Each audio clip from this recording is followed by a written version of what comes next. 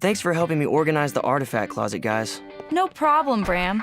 I've been studying how you used to have everything sorted, and it's really hard to see a system. How did you used to do it? You ever played Tetris?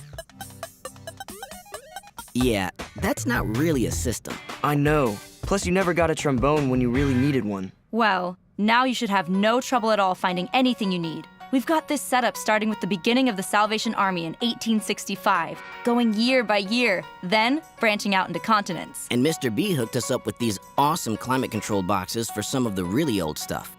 Although, I don't know what this pedal is supposed to do on this box. Does it seal up the artifact? Nope. Turk, that box is the artifact.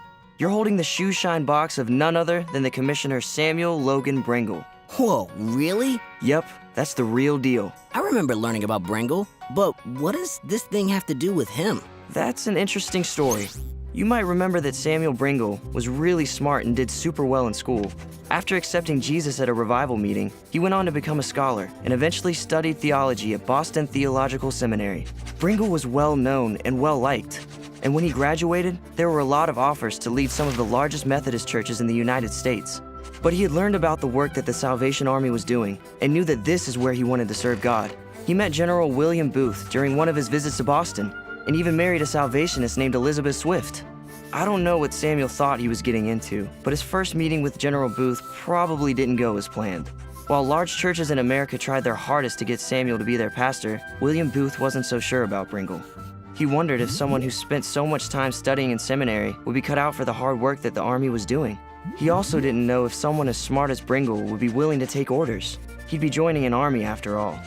Still, Samuel was accepted and went to England to go through training to be an officer. One of the first duties he was given was to polish all the shoes of his fellow cadets.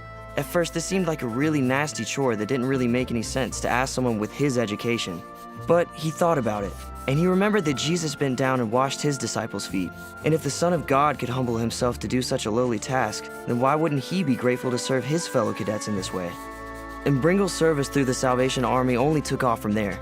Years later, while he was recovering from an attack that happened on one of his open-air meetings, he spent his time writing what would become Helps to Holiness. Using his knowledge gained from his years of study, paired with the experience gained from serving in the Army, Brengle's writings on holiness were really something special, and are still studied today.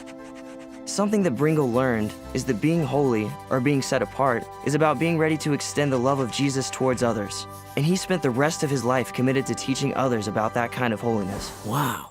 So this box is an important piece of Salvation Army history. It sure is. And just think, we don't even know how many other cadets had their shoes shined on this thing.